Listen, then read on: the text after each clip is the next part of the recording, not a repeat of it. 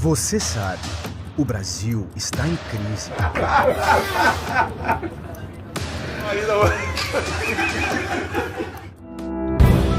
Mas isso não significa que o país não tem jeito. É na crise que vemos quem está ao lado do povo. E por acreditar que é possível superar esse momento, que o Partido dos Trabalhadores apresentou o Plano de Reconstrução e Transformação do Brasil. Esse país é muito grande, esse país tem que ser respeitado, esse país tem que ter o direito à paz, ao amor, à esperança. São ações para fazer a economia crescer e o povo ter oportunidade de novo. Porque a esperança do Brasil está no seu povo. É vacina no braço, comida no prato e o povo empregado. Partido dos Trabalhadores, o partido da esperança.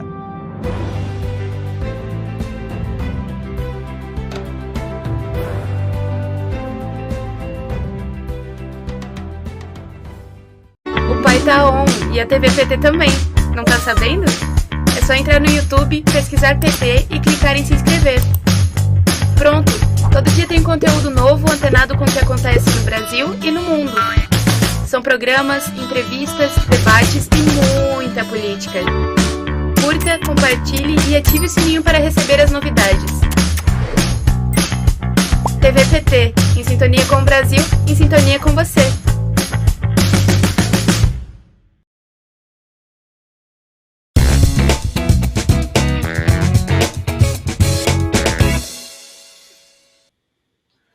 Boa tarde, minhas amigas e meus amigos da TV PT. Nós estamos aqui para mais um novo programa, sexta-feira, 13 horas. Hoje nós vamos entrevistar Walter Pomar, dirigente da Articulação de Esquerda, uma das principais correntes internas do Partido dos Trabalhadores. E com ele nós vamos falar da situação da conjuntura, vamos falar da campanha presidencial, desses debates que estão se iniciando agora. E aí, Walter Pomar, como é que está? Como é que você está vendo aí? Está pronto para mais uma discussão? O que você está em Natal? O que está acontecendo aí? Tudo bem, Paulo Moreira Leite? Boa tarde a quem estiver acompanhando o programa. Eu estou em Natal participando de atividades do mandato da deputada federal Natália Bonavides. A gente fez uma plenária ontem, tem uma plenária hoje e amanhã tem um trabalho o dia inteiro. Bem, eu queria começar essa nossa conversa sobre a conjuntura política, sobre o Partido dos Trabalhadores, pedindo para você comentar uma notícia grave que ocorreu esta semana. Na votação final do orçamento secreto do Congresso, o senador Rogério Carvalho, do Partido dos Trabalhadores do Estado do Sergipe, ele deu um voto que garantiu a aprovação do orçamento secreto por um voto. A situação estava 33 votos a 32, ele poderia ter dado um voto empatado a situação e jogado o problema para a presidência do Senado, mas com o voto dele a votação ficou 34 a 32 e assim o orçamento secreto, que é, assim, foco de denúncias permanentes, de corrupção, de desvio de verbas no Congresso, foi aprovado, assim, com esse auxílio inesperado que deixou todos nós perplexos, tristes, inconformados mesmo. Eu queria que você comentasse essa situação, que é uma situação que marcou a semana. Muitas outras notícias marcaram a semana, mas nós tivemos o desprazer de começar a semana com essa notícia. Eu queria que você comentasse isso. É um desastre. O governo Bolsonaro ele tem um apoio muito forte no Congresso Nacional. O Centrão e o governo Bolsonaro têm uma aliança. Essa aliança é baseada, entre outras coisas, nesse orçamento secreto. Acabar com o orçamento secreto era importante, tanto no combate ao Bolsonaro, quanto no combate ao Centrão, e também era uma medida democrática básica. Quer dizer, os representantes do povo precisam ter transparência nos seus atos. A população tem o direito de saber o que os parlamentares estão fazendo. E essa era, e continua sendo, a posição do PT, e era e continua sendo a posição da bancada do PT no Senado, que orientou o voto contrário. E, para surpresa de todos nós, o senador Rogério Carvalho votou com o governo, votou com o Centrão, e votou contra as orientações do PT e votou contra o princípio segundo o qual os atos do Congresso, na destinação dos recursos públicos, os atos precisam ser marcados pela transparência, pela publicidade. A explicação que ele deu após o fato não convence ninguém. A explicação envolve a tese de que o Congresso estaria sendo vítima de uma ingerência do judiciário, quando, na verdade, o Congresso, ou uma parte dele, sofre uma ingerência e um contubérnio cotidiano com o Executivo. Ele sustentou que a posição do atual orçamento é baseada na unanimidade dos senadores, quando, na verdade, houve uma votação simbólica e que pode ser derrubada por uma votação efetiva, como essa que você bem lembrou, poderia ter se concluído com um empate. Ele poderia ter votado com a posição do PT e, mesmo assim, o orçamento secreto ter sido mantido por decisão do presidente do Senado, que poderia desempatar a votação, mas, pelo menos, o partido e ele teriam cumprido o seu dever com a democracia e com a oposição ao governo Bolsonaro. Ele deu uma explicação, portanto, sem pé nem cabeça, que inclui, o que é o mais preocupante, inclui a seguinte referência: ele se sentiu obrigado a votar porque, como membro da mesa do Senado, ele havia co-inscrito, co-assinado uma série de medidas, uma série de pleitos junto ao STF, que, portanto, o que ele disse, em outras palavras, é que ele se centraliza pela posição da maioria da mesa do Senado, e não pela posição do seu partido e da sua bancada. Portanto, ele é membro do partido da mesa do Senado.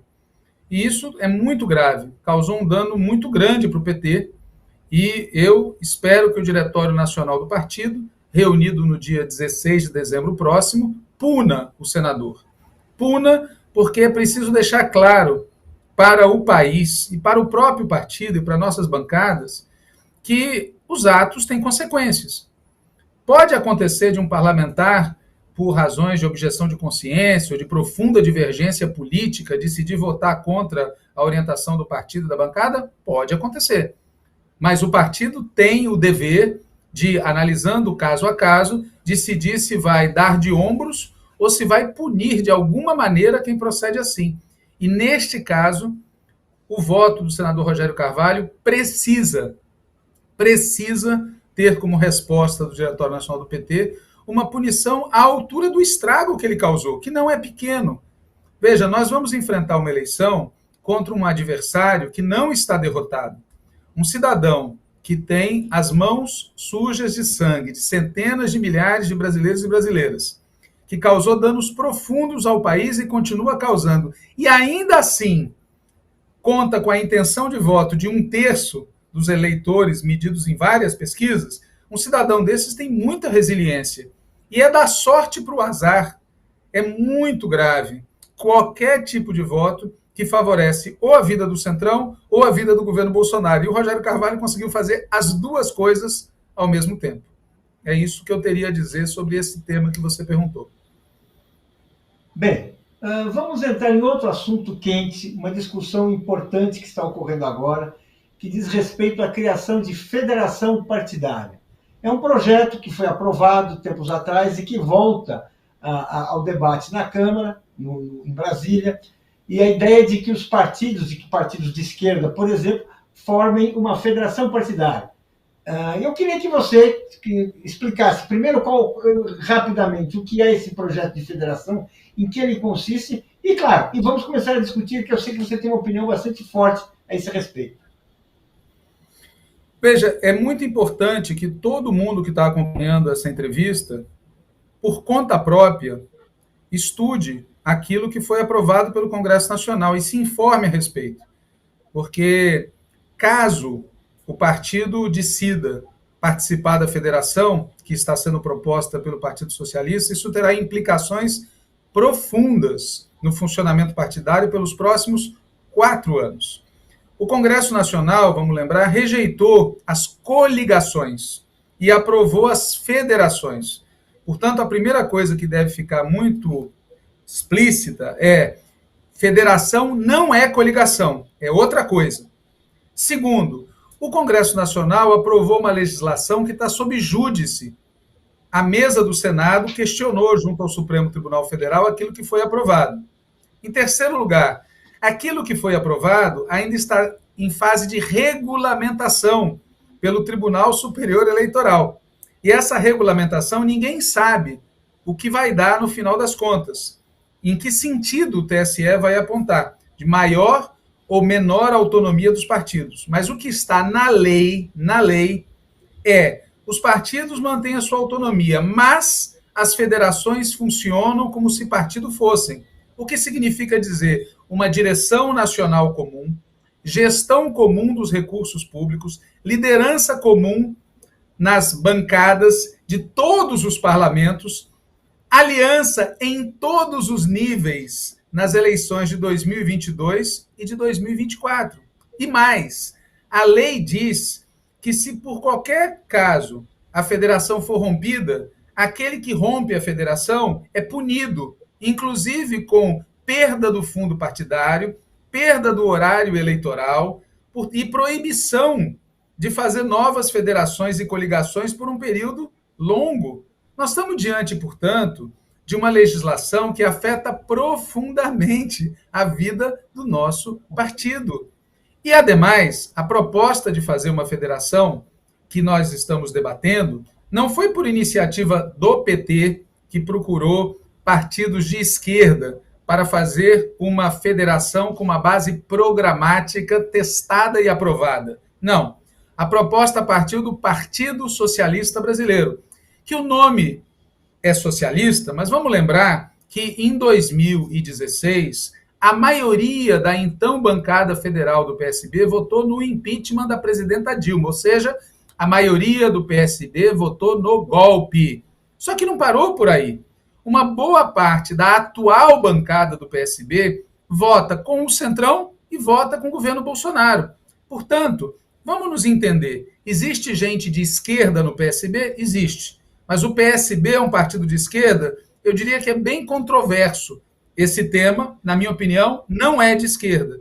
E, portanto, não é trivial fazer uma federação com um partido desse tipo. Nos amarrarmos por 4 anos, eu repito, em todo o país. Feita a federação, em cada município do país, não tem alternativa. Nós vamos ter que marchar junto com as mesmas candidaturas majoritárias. Nós e os demais partidos federados, inclusive o PSB. Qual vai ser o efeito eleitoral disso? Existem consultores, técnicos, analistas que estão vendendo terreno na Lua, dizendo que com essa federação, a nossa bancada, a bancada da federação de esquerda, vai bombar nas próximas eleições. Eu, sinceramente, suspeito dessas contas, até porque todas as contas são feitas com base no que aconteceu nas eleições de 2018, que vão ser muito diferentes das eleições de 2022. Ademais, mesmo as contas mais positivas não dizem que nós vamos ter maioria. Portanto, para que mesmo que nós vamos fazer uma federação? Porque, de fato, existe, como é o caso do PSB, a tentativa de utilizar a federação para impor as candidaturas do PSB ao PT em vários locais do país. Eu vejo pessoas dizendo, mas com uma federação a gente vai conseguir ter 1/3 do Congresso, e isso é o suficiente para evitar o golpe. Eu acho graça desse tipo de avaliação, levando em consideração o passado recente. Eu não estou falando daquilo que o PSB fez em 1946, eu estou falando do que o PSB fez em 2016, 17, 18, 19, 20 e 21. Não é de confiança, pura e simplesmente. Ademais, o partido está começando a debater esse assunto no mês de novembro de 2021. É alguma coisa que afeta o PT como um todo. Na minha opinião, não é correto que uma decisão dessa magnitude seja tomada nem pela executiva, nem pelo Diretório Nacional do PT. Se um congresso do partido deliberar algo assim, eu acho que nós estamos agindo da maneira democrática. Porque aí todo filiado vai poder opinar, vai poder incidir numa decisão que, eu repito, vai afetar as nossas vidas por 4 anos. Então, a minha opinião, que acho que está óbvia, eu sou contra esta federação. Eu sou a favor de montar uma federação com partidos de esquerda? Sou. Eu acho que uma federação pode, inclusive, provocar prejuízos eleitorais de curto prazo para o PT? Pode. Só que o que não pode é a gente se amarrar com partidos que têm divergências programáticas e políticas profundas, porque aí a gente tem só ônus e não tem bônus. Além do que, muita gente mais esperta que eu, que entendo um pouco desse assunto, prova, por A mais B, que em grande número de estados, na vida real, a federação vai significar prejuízo para as eleições do PT. E por que isso é relevante? Porque se as bancadas do PT forem menores do que as bancadas somadas dos demais partidos federados, quem vai, de fato, mandar na federação não é o PT, mas são os partidos federados que, como nós sabemos pela experiência recente, vários não veem o PT com olhos tão positivos assim. Várias vezes nós vimos declarações de importantes dirigentes do PSB dizendo: precisamos de uma esquerda pós-PT. E nós vamos nos amarrar num contrato com quem quer isso. E o que nós vamos fazer quando, no futuro, as bancadas forem majoritariamente de outros partidos? Veja esse episódio que você me perguntou agora sobre a votação do senador Rogério Carvalho, ou episódio ainda mais recente, a votação da bancada do PT no Senado na questão dos precatórios. A presidenta nacional do PT, a companheira Gleisi Hoffmann, nos 2 casos veio a público dizer: esta posição não é a posição do PT. Agora eu lhes pergunto, se dentro do PT já é difícil administrar as nossas diferenças, imagine administrar as diferenças numa federação que não é facultativa, eu insisto. Muita gente pensa na federação como se fosse uma coligação. Não é. Uma federação envolve um nível de amarração, de obrigações recíprocas, de poder distribuído entre as partes de outro nível. Há, dentro do PT, quem invoque a experiência da Frente Ampla do Uruguai. Eu sempre acho positivo estudar as experiências de outros partidos, desde que a gente não as copie. Mas sempre é perigoso. O Uruguai é um país muito combativo, muito respeitável, muito bonito, muito agradável, e a Frente Ampla começou a ser organizada em 1971.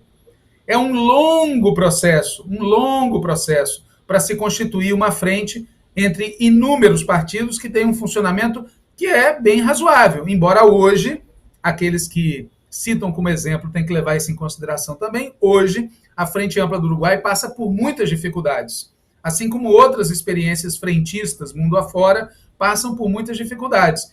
Então, se queremos fazer uma frente e uma federação, façamos isso com calma, sem fazer as coisas no afogadilho, na pressa e, pior, sob chantagem, do tipo: fazemos federação com vocês desde que, no estado X, Y e Z, vocês aceitem as nossas candidaturas. Que federação é essa? Que começa com uma pistola apontada para a nuca do suposto aliado. Então, essa é a minha opinião sobre esse tema e acho, insisto, que todo mundo deve se informar a respeito.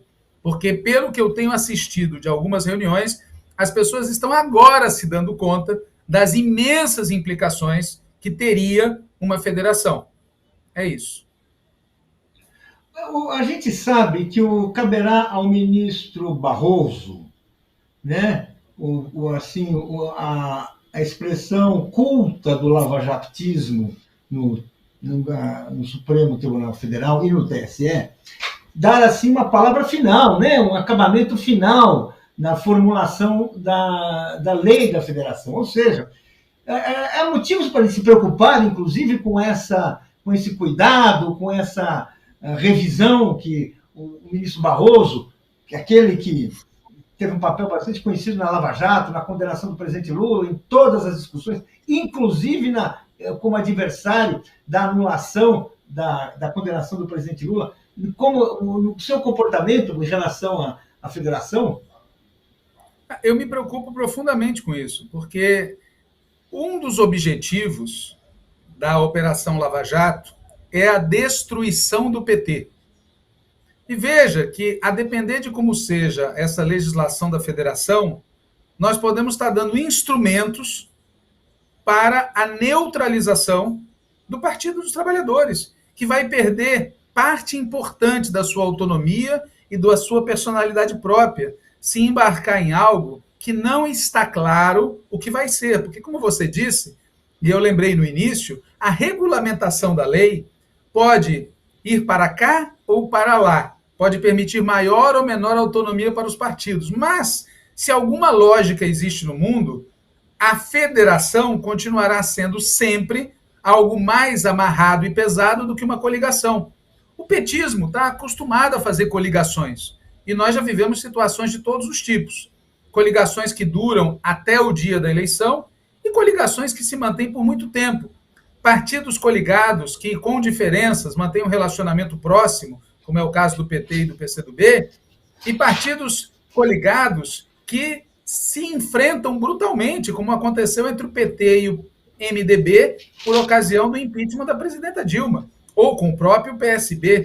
Então, as pessoas sabem o que é uma coligação, mas o que vai ser a federação? Eu diria, se existe alguma lógica no mundo, que o TSE e esse cidadão que você citou vão tratar de introduzir todas as ferramentas disponíveis para contribuir no projeto deles, que é destruir o PT. A direita brasileira, especialmente esse grupo que se convencionou chamar de lava-jatismo, tem uma predileção especial contra o PT. Não desistiram e não vão desistir nunca enquanto eles estiverem em poder. E eu entendo que esse processo de regulamentação será mais um episódio dessa batalha de tentar anular a personalidade do PT. Assim, eu queria só que você comentasse, para encerrar esse capítulo, eu conversando com militantes, jornalistas que acompanham de perto essa discussão, muitos me disseram assim, não, mas não vai mudar muito. A gente vai estar dentro da federação, mas a vida do Partido dos Trabalhadores vai continuar igual, nossas decisões serão as mesmas, nós podemos discutir. É verdade isso? Isso corresponde? Ou realmente você vai ter uma camisa de força sobre as deliberações do partido, sobre os votos do partido, sobre as políticas, as campanhas do partido? O que muda aí de fato? Bom, vamos começar pelo mais óbvio. Não haverá, em nenhum município do país, duas candidaturas da mesma federação. Não haverá. Portanto, em todo o país, nas eleições de 2024, por exemplo, em todo o país, os partidos que estão federados estarão obrigados a lançar uma mesma candidatura a prefeito. A Justiça não vai aceitar a inscrição de duas candidaturas, porque a lei diz, é como se partido fosse. A Justiça não aceita a inscrição de duas candidaturas do PT, também não aceitará a inscrição de duas candidaturas da federação. Ademais, a legislação estabelece, e vamos ver como é que o TSE vai concluir a regulamentação, a legislação estabelece direção comum, a legislação estabelece liderança comum, a legislação estabelece gestão comum dos recursos públicos. É verdade que a legislação também diz que a personalidade própria dos partidos deve ser preservada, mas convenhamos, há aí uma margem de discricionariedade muito grande. Como é que você preserva a personalidade comum dos partidos e, ao mesmo tempo, tem direção, liderança e gestão comum e programa que deve ser respeitado por todos e candidaturas majoritárias únicas e listas que vão se somar para fins de divisão do número de cadeiras comuns em todo o país? Nós estamos diante de uma camisa de força, não é igual uma coligação. Quem diz isso está sendo irresponsável, está querendo facilitar a aceitação pelo partido numa conjuntura que eu quero alertar, que é muito favorável a nós. Né? As pessoas falam, não, mas nós temos o Lula candidato, portanto, e estamos liderando as pesquisas, portanto a federação vai nos favorecer. Ok, e o que vai acontecer depois? Nós não temos garantia de vitória eleitoral, nós não temos garantia de que após a possível vitória nossa, a situação, a postura dos atuais partidos federados será a mesma. Nós não temos segurança sobre o que vai acontecer nas eleições de 2022. Eu insisto, nós não podemos amarrar a trajetória futura do PT a um contrato obrigado de 4 anos, com o qual nós não poderemos romper a não ser pagando uma multa, que a legislação também estabelece. O que acontece é que alguns parlamentares e dirigentes favoráveis à proposta querem minimizar os problemas e maximizar as vantagens. E a única maneira de dizer isso para as pessoas é dizer que a minuta, o detalhamento que o TSE vai aprovar será no sentido que garante ao PT maior autonomia. Com Barroso, eu não consigo entender com que base de otimismo se faz essas contas. Bem, tem um outro tema que está muito presente nas conversas da campanha presidencial de 2022, que é uma possível aliança com o ex-governador de São Paulo, Geraldo Alckmin, na posição de candidato a vice-presidente numa chapa com o Luiz Inácio Lula da Silva. Isso está sendo colocado, mencionado. Eu queria saber sua opinião a respeito. Nós podemos imaginar, mas eu gostaria que você explicasse. Veja, o Alckmin é um cardeal do PSDB. Foi governador de São Paulo, foi candidato a presidente nacional e foi cúmplice do golpe. E em 2018, não em 1998, nem em 1988, em 2018, tá certo? Defendeu publicamente a condenação do Lula, a prisão do Lula, a interdição da candidatura eleitoral do Lula e, pasmem, ainda disse, quando nós fomos alvo de bomba e de bala, isso não é uma metáfora, bomba mesmo e bala mesmo, disse que o PT estava colhendo o que plantou. Além disso, e muito mais importante, ele é um defensor do programa neoliberal. Aqueles que comparam ele com o Zé Alencar não sabem do que estão falando. E eu digo isso com tranquilidade, eu votei contra a indicação do Zé Alencar para vice do Lula.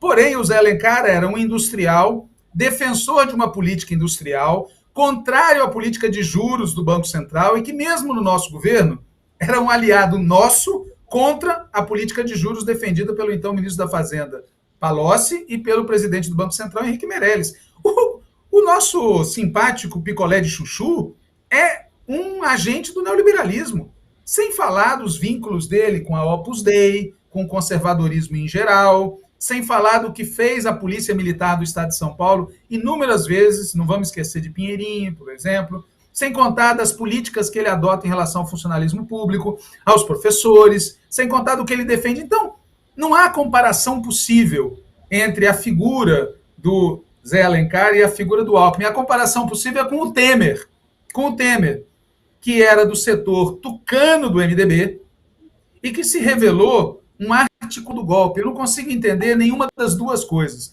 Eu não consigo entender o que a gente ganha fazendo uma aliança com esse setor que o Alckmin expressa e não consigo entender o que passa na cabeça das pessoas de achar razoável, depois da experiência com o Temer, colocar na vice, alguém que já demonstrou recentemente a sua vocação golpista. Eu pergunto às pessoas que estão me ouvindo, alguém imaginava que o Temer fosse capaz de fazer tudo o que ele fez?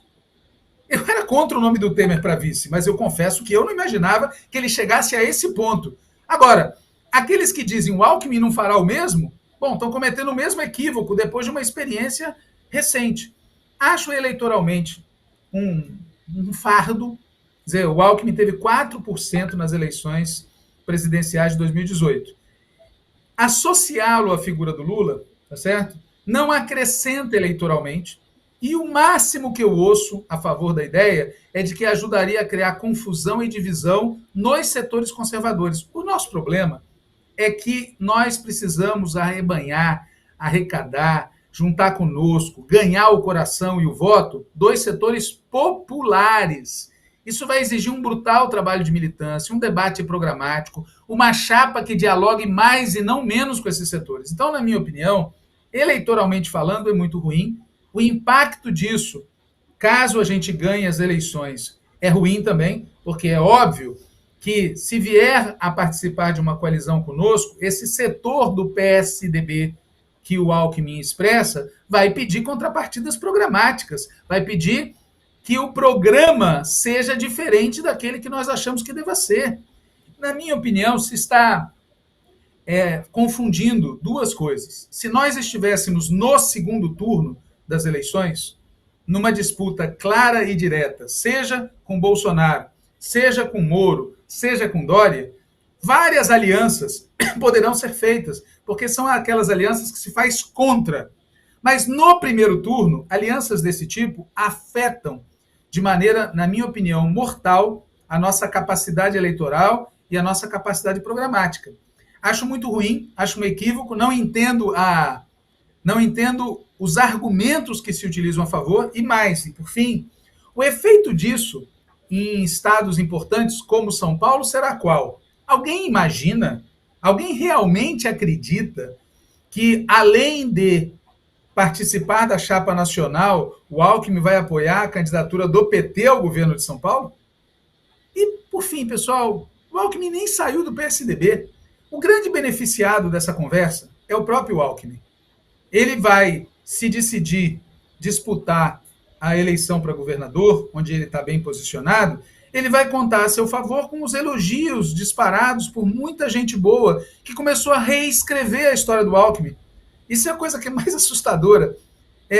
O Alckmin tem uma história real que as pessoas não devem esquecer. Ele é um inimigo, e não é do PT. É um inimigo do povo brasileiro, é um inimigo da classe trabalhadora, de categorias importantíssimas do Estado de São Paulo, da saúde pública, da educação pública, dos trabalhadores que moram nas periferias e que são vítimas da polícia militar.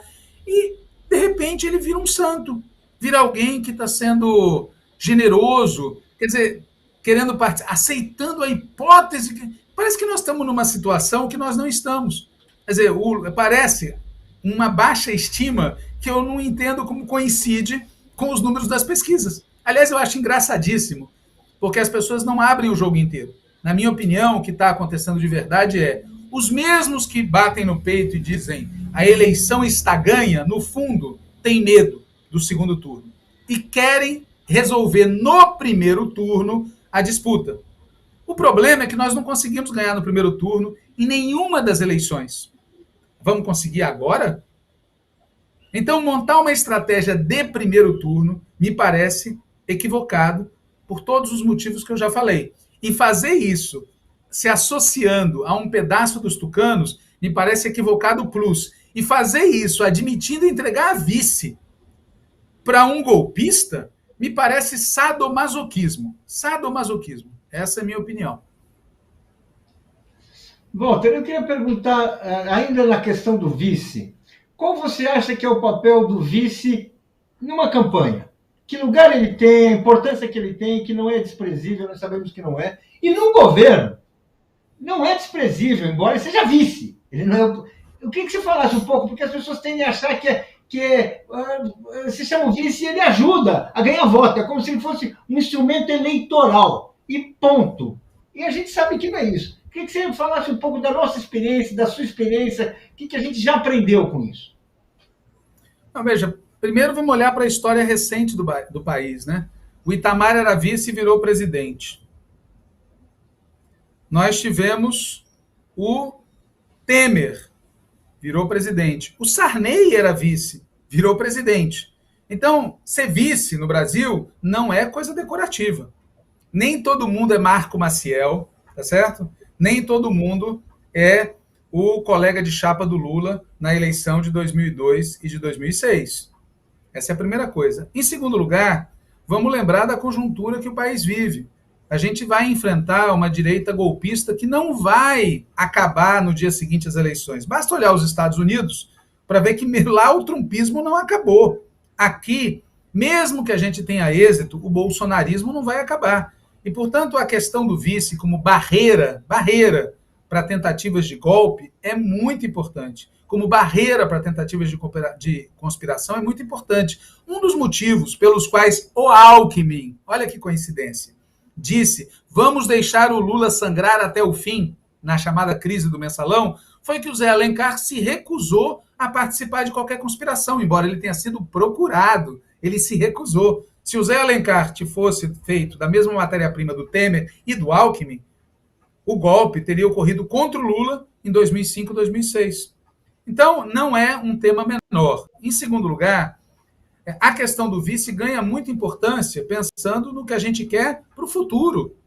Nós queremos voltar a governar o país e queremos governar o país por muitos anos. E é evidente que tem importância nós temos uma chapa que consolide ao lado do Lula, que é uma liderança incontestável, ao lado da Dilma, que foi presidente eleita do país por 2 vezes, ao lado do Haddad, que disputou com muito brilho a eleição de 2018, é importante que a gente projete outras figuras na prática governamental e como potenciais lideranças nacionais. Na disputa eleitoral propriamente dita, vai depender muito do cenário. Na minha opinião, é fundamental que o vice, ele, em primeiro lugar, tenha coincidência programática conosco. Tenha coincidência programática com aquele programa que vier a ser elaborado e ser apresentado ao povo brasileiro. Não pode emitir sinal trocado. Se a gente diz, por exemplo, que nós vamos fortalecer o SUS, não pode ter gente que é contra o SUS. Se a gente diz que vai fortalecer a educação pública, não pode ter gente que é destruidor da educação pública. Se a gente diz que vai recuperar o papel do Estado, a gente não pode ter gente, como, vamos lembrar, como disse o Lula em 2006, que quer privatizar tudo. Não podemos. Senão você manda sinal trocado. Então tem que ter identidade programática e, de preferência, tem que emitir uma mensagem simbólica sobre que tipo de ampliação, que tipo de orientação a gente quer dar. Por exemplo, em 2002 e 2006, a indicação do Zé Alencar fazia parte de uma mensagem. Nós vamos investir na recomposição da indústria nacional, na recomposição do mercado interno, na recomposição do desenvolvimento nacional. Eu posso estar de acordo e desacordo com o personagem escolhido, mas tinha uma mensagem clara. Com o Temer, a mensagem já foi confusa, que era, nós vamos estabelecer diálogo com o Congresso Nacional. Teve mesmo, né? Como se viu, a mensagem foi entendida, né? Só que a gente...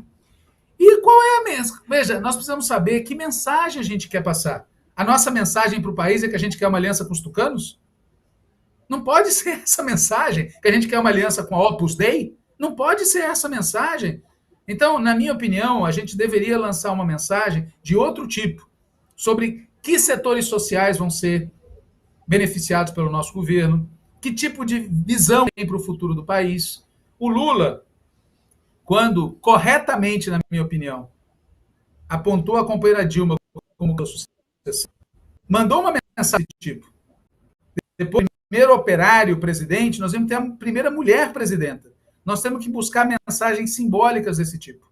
Eu sinto muita falta nesse debate que a gente está travando na sociedade brasileira, de mensagens mais fortes, para além das 4 letras. Nós temos uma guerra cultural sendo movida contra nós em todas as frentes. E a única resposta que a gente dá para isso é Lula, Lula, Lula.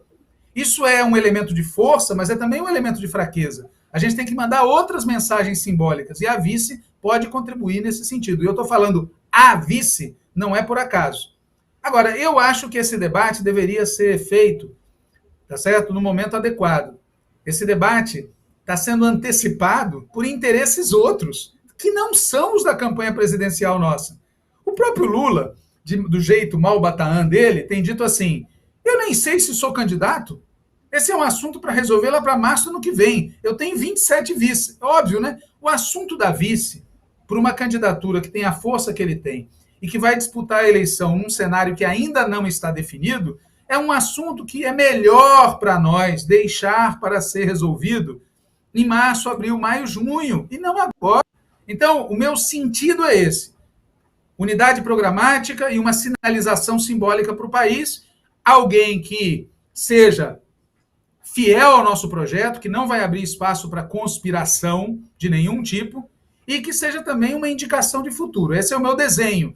Mas a decisão tem que ser tomada no momento adequado. Antecipar isso é uma coisa que também, na minha opinião, só ajuda os outros. Só cria confusão entre nós. Não ajuda a nossa candidatura, não ajuda a nossa esquerda nessa disputa.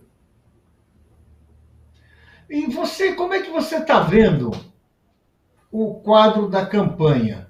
Você sente que tem já um quadro meio definido? Aquela ideia de uma polarização Lula-Bolsonaro, na sua opinião, está se mantendo? Você vê alguma chance no Moro? Como é que você está você está enxergando aí? Porque muitas coisas aconteceram, assim, os tropeços do Bolsonaro são cada vez mais frequentes.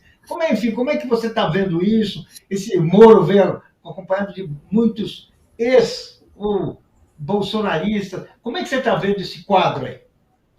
Está definido? Olha, Ainda tem muita surpresa? eu confesso que eu estou preocupado. Eu não faço parte da turma do já ganhou, está tudo tranquilo, vamos de vento em popa, e em 2023 estaremos de volta ao governo. Eu não sou dessa turma. Eu acho que o cenário é contraditório. Vou explicar o que eu quero dizer. Quando a gente olha a disputa eleitoral, a gente percebe o Lula é um gigante, mas quando você baixa para os estados, você não tem figuras da esquerda, no sentido amplo da palavra. Na maioria dos estados brasileiros, você não tem figuras com essa dimensão disputando. Você tem figuras do centro para a direita, não do centro para a esquerda. Então você tem uma grande figura da esquerda liderando as pesquisas presidenciais, mas isso não se reproduz nos estados. Significa dizer que tem um perigo. Segundo lugar, a gente tem uma grande promessa eleitoral, que as pesquisas indicam, de vitória no primeiro ou no segundo turno, mas quando você olha para a força social organizada, você não enxerga uma força correspondente. A gente não tem nas ruas a organização e mobilização correspondente à força que a gente parece que vai ter nas eleições, a julgar pelas pesquisas. E, além disso, quando você olha para o debate de ideias na sociedade brasileira, é uma coisa muito estranha, porque apesar das pesquisas indicarem maioria em favor da candidatura do Lula, quando você vai olhar o pensamento médio do povo brasileiro, ele está contaminado pelo conservadorismo, pelo reacionarismo, pelo fundamentalismo, pelo que de pior existe. Existem parcelas imensas do povo brasileiro, inclusive dentre os possíveis eleitores do Lula, que estão contaminados pelo modo de pensar da direita. Então, veja, quando você olha o plano das ideias, o plano da organização e mobilização social e o plano eleitoral nos estados, você percebe que tem uma defasagem perigosíssima. E quem gosta de imagem militar é quando você manda a tua tropa de vanguarda lá na frente e as tuas linhas de comunicação estão lá atrás. Um inimigo esperto vai interromper o contato entre uma coisa e outra. Então, eu acho que o cenário é preocupante. Ao lado disso, tá certo? Tem o fato de que o lado de lá não está parado. O lado de lá está operando, na minha opinião, em 3 sentidos diferentes. Um sentido é Bolsonaro. Tem um pedaço da classe dominante, tem um pedaço das elites políticas que vai com Bolsonaro e acha que o Bolsonaro é capaz de derrotar o Lula. E eu quero dizer que eu não subestimo o cavernícola. Um cara, eu volto àquilo que eu falei no início, um cara que tem as mãos manchadas de sangue de centenas de milhares de brasileiros, um cara que tem no seu currículo, ter recolocado o Brasil no mapa da fome, 20 milhões de brasileiros passando fome, 15 milhões de desempregados, 100 milhões em insegurança alimentar, e o cara tem 30% de intenção de voto, é uma baita resiliência. Esse cara é um perigo, não devemos subestimar. Então, tem um setor da elite que está satisfeito com o que o Bolsonaro entregou.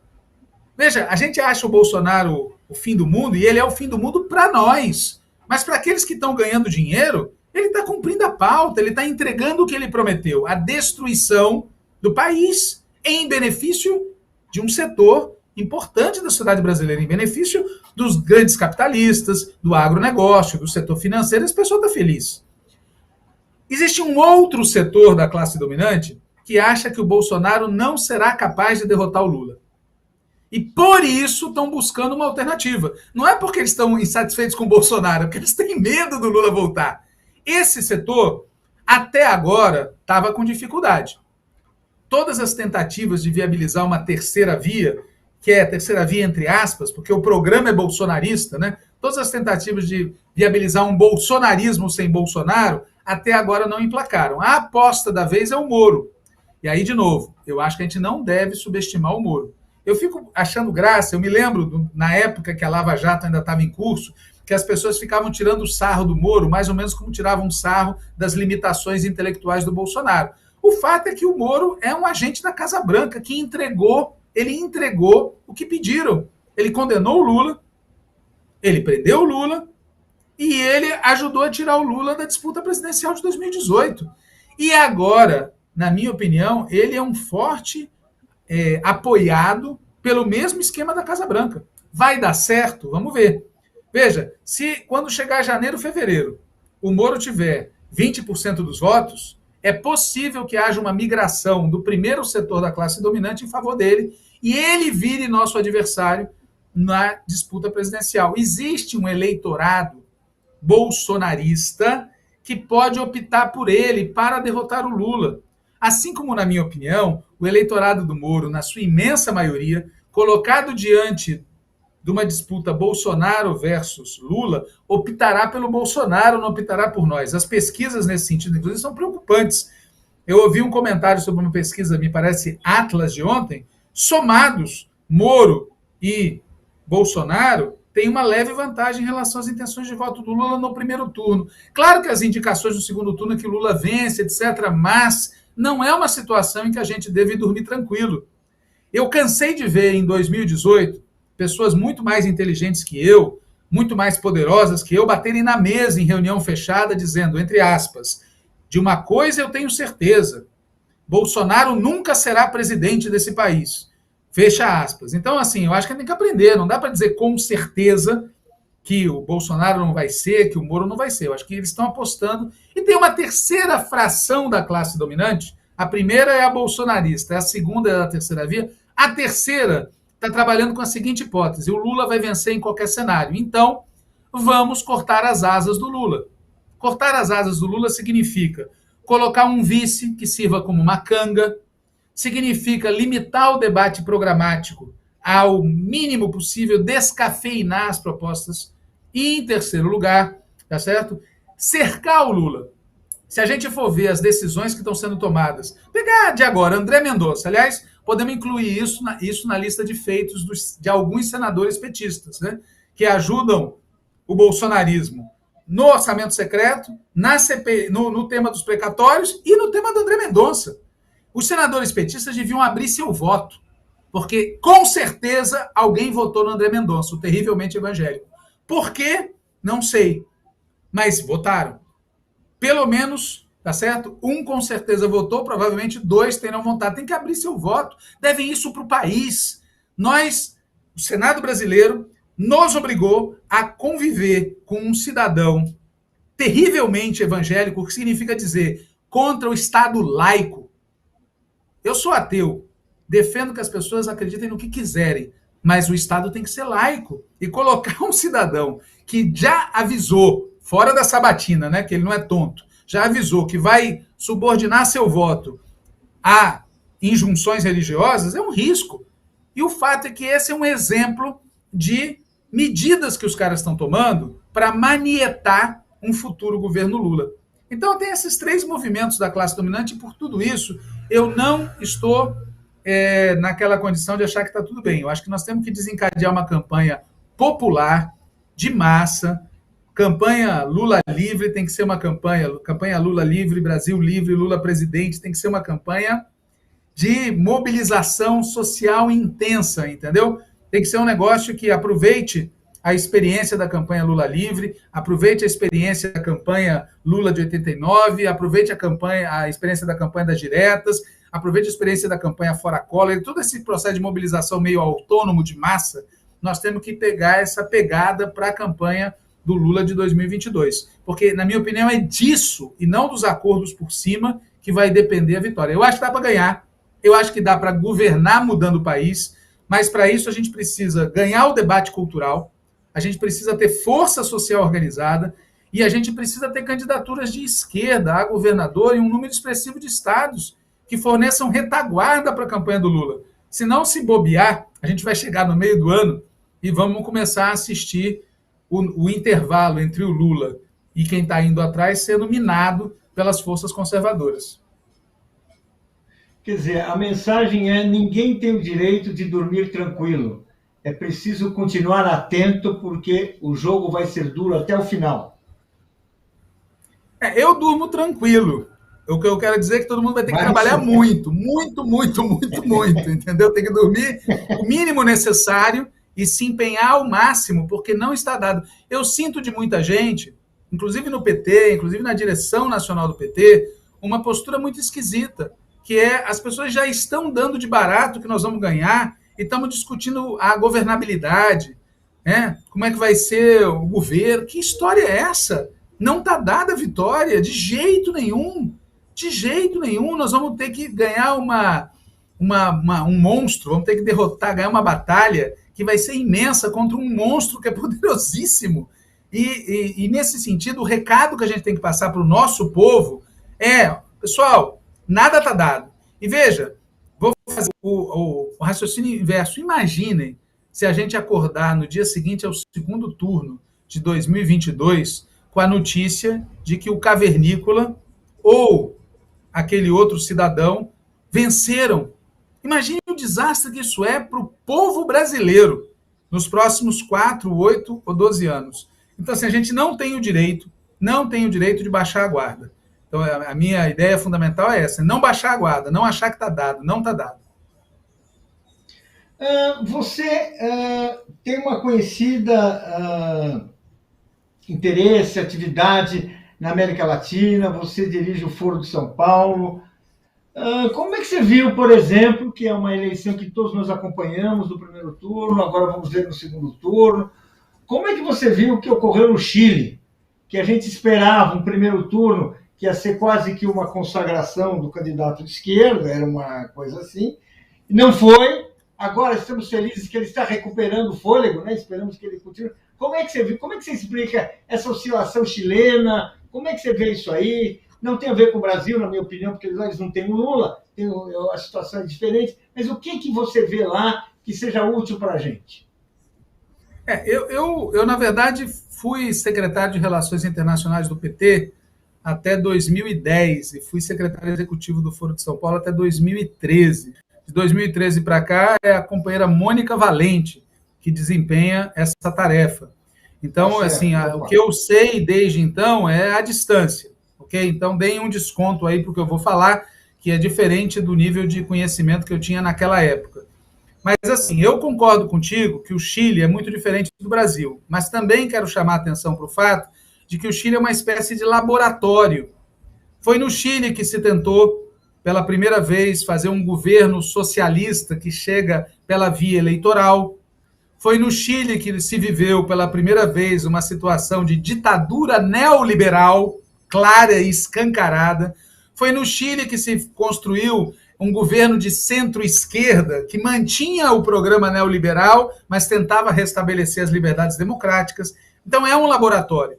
E, nesse sentido, sim, acho que vale a pena prestar atenção, porque ali indica tendências. É uma espécie de Curitiba, né, da América Latina, indica tendências. O que aconteceu na eleição desse ano, na minha opinião, não é um raio em céu azul. Ou seja, no Chile houve uma imensa de manifestação popular. O Chile viveu uma situação pré-revolucionária. Porque é isso, quando o povo sai às ruas em número cada vez maior, dia após dia, semana após semana, enfrentando bala e saindo de peito aberto, isso é uma situação pré-revolucionária que levou um setor da direita e um setor da esquerda a fazer um acordo, na minha opinião, ruim, de convocar uma Assembleia Constituinte mitigada, cheia de limitações. E mesmo assim, apesar da pandemia que provocou um refluxo nas manifestações e apesar das regras serem restritivas, ainda assim, na hora da votação, a maioria dos constituintes está do centro para a esquerda. E no debate constitucional tem promessas de mudanças importantes. Óbvio que a direita ia reagir. Só que na cabeça de muita gente de esquerda, a direita é civilizada, é moderada, aprendeu com a história.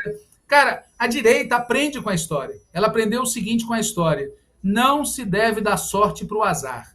Então, se a esquerda está crescendo, ela tem que ser exterminada. A experiência chilena indica o quê? A extrema-direita ganhou apoio de massa para levar seu candidato ao segundo turno. E o que é mais louco é que o candidato de lá, as pessoas falam, é o Bolsonaro chileno? Não, é pior. É pior. Ele defende o pinochetismo num nível que supera a maneira como o Bolsonaro... O Bolsonaro é uma defesa tosca. A direita chilena é uma defesa, entre aspas, sofisticada de uma ditadura selvagem e neoliberal como a do Pinochet. E uma candidatura desse tipo vai ao segundo turno. Mostra o quê? Mostra que os poderes da direita, as casamatas da direita, não foram abaladas. Eles continuam com base de massa e eles reagem à nossa mobilização, à nossa chegada ao governo, ao nosso crescimento, dobrando a aposta. Eles não vêm para o centro. Essa é a leitura que eu acho que a gente tem que ter. Contra a esquerda, a direita nem sempre vem para o centro. Às vezes, contra a esquerda, a direita vai mais para a direita ainda. É o que nós estamos vendo no Chile e, na minha opinião, é o que aconteceu no Brasil e pode voltar a acontecer. Isso reforça, na minha opinião, guardadas as proporções, que eu estou de acordo contigo, não é a mesma coisa, reforça a necessidade da gente ir de guarda alta, não subestimar os adversários, não confundir as figuras patéticas do Moro, do Bolsonaro, com a força social que eles têm. É essa confusão que a gente não pode fazer. Olha, nós chegamos assim ao fim do programa. Eu achei que foi um programa muito bom. Queria agradecer suas colocações, sua disposição de falar, ser em Natal, fazer tudo isso. E queria, assim, que você usasse o tempo que você quisesse para se despedir aí do nosso público, que eu acho que gostou da entrevista, aproveitou a entrevista e certamente fará bom uso dela daqui para frente. Não, eu queria primeiro agradecer, acho que é a primeira vez que eu venho aqui a esse programa, agradecer o convite, a oportunidade, e queria só fazer referência a um fato que eu comentei ontem aqui na plenária convocada pela Articulação de Esquerda e pelo mandato da Natália Bonavides aqui em Natal, que é a coincidência de alguns momentos da história com certas efemérides, né? A eleição de 89 coincidiu com o centenário da República. E a eleição de 2022 vai coincidir com o bicentenário da independência. Vai ser um momento de debate muito intenso na sociedade brasileira. Porque a independência que a direita vai comemorar é muito aquém da independência que nós defendemos. O Brasil se tornou independente sem que os indígenas tivessem controle sobre o seu território. Se tornou independente sem que houvesse a abolição da escravidão. Se tornou independente sem que houvesse república, se manteve a monarquia. Se tornou independente sem que houvesse uma verdadeira independência, porque o Brasil simplesmente chamou para si a relação dependente que Portugal tinha com a Inglaterra. E isso marcou a história do país por todo o século XIX e por grande parte do século XX. Então, a eleição de 2022 cai num momento muito especial, né? Muito coincidentemente apropriado. Porque, no fundo, quando a gente fala Brasil livre, Lula presidente, nós estamos nos referindo a isso, a possibilidade de ter uma independência que mereça o nome, que tenha por detrás uma sociedade igualitária, um país desenvolvido, um povo que se sinta proprietário do seu país. Então, é um momento muito importante para o debate político e para o debate ideológico. E também é o centenário de vários processos importantes, né? A fundação do Partido Comunista, o movimento tenentista, a Semana de Arte Moderna, mas é o centenário do que foram os anos 20. Por coincidência, o Brasil dos anos 20 foi exatamente o momento em que o Brasil escolheu se ia continuar sendo uma nação primária exportadora ou se ia se converter numa nação industrializada. Se ia ser uma nação dominada pelo liberalismo conservador, ou se nós íamos ter aqui a construção de um Estado que orientasse o desenvolvimento nacional. Os anos 20 foram atravessados por essa batalha. O resultado não foi aquele que eu gostaria que tivesse sido, mas empurrou o país por 5 décadas de desenvolvimento, que conservador, mas era desenvolvimento. E depois, desde os anos 80, a gente está tendo regressão. Então, também a eleição de 2022 coincide com um momento simbólico, 100 anos depois do início das grandes batalhas que decidiram 5 décadas da história do país, empurraram o país para a industrialização. Né? Não existiria 1930 sem 1922. Então, o ano em que a gente vai entrar agora é um ano cheio de cargas simbólicas, entendeu? E eu sinto falta, quero dizer assim, mais uma vez aqui, eu sinto falta da esquerda brasileira debater essas questões com o povo. A direita faz guerra cultural. O Bolsonaro vai para a ONU e fala: derrotamos o socialismo. Aí o nosso pessoal fica: não, não é bem assim, isso não é verdade. Cara, nós temos que ter uma postura ofensiva contra esse pessoal. Nós queremos um Brasil igualitário e socialista, queremos um Brasil desenvolvido, queremos um Brasil com bem-estar, com soberania, nós queremos um Brasil com liberdades, nós queremos um Brasil profundamente diferente desse que está aí. E vamos travar essa batalha. Não é só uma disputa eleitoral, não é só pedir voto no Lula, não é só pedir voto nas candidaturas de esquerda, é pedir voto por um projeto de longo prazo. Se a gente não fizer isso, se a gente não colocar sobre a mesa o futuro, tá certo? Se a gente não fazer o povo brasileiro se engajar numa batalha pelo futuro da humanidade, pelo futuro de cada um de nós vamos estar mal na foto. Eu tenho insistido em tudo quanto é canto. O projeto desses caras é coerente. Eles querem uma nação primária exportadora, voltar ao Brasil que era em 1922. Naquela época a gente tinha 40 milhões de habitantes, mais de 80% morando no campo. Hoje nós temos mais de 200 milhões, 80% morando nas cidades. O que vai ser dessas pessoas numa nação primária exportadora? Vai ser miséria. É por isso que é fundamentalismo religioso, é por isso que é clientelismo na veia, é por isso que é militarização, questão social como caso de polícia. Então, tem coerência no projeto desses caras. Se a gente não for para cima com um discurso político-ideológico, nós vamos quebrar a cara. A gente pode até ganhar a eleição, mas a gente não vai conseguir mudar o país. E como o meu objetivo é ganhar a eleição e mudar o país, é as duas coisas, eu acho que a gente tem que fazer um bem bolado e entrar em 2022 com tudo e com disposição de travar luta eleitoral, luta política e luta cultural e ideológica. Se a gente ganhar essa batalha cultural e ideológica, vai ficar tudo muito mais fácil. É isso, muito obrigado aí pelo espaço e pela atenção. Um abraço. Obrigado, Pomar, muito boa entrevista. E não vamos esquecer, fora Bolsonaro, seu governo, suas políticas, e os tucanos, e o Alckmin e tudo mais. Tchau. Eita. Vou desligar, um abraço. Tá bom.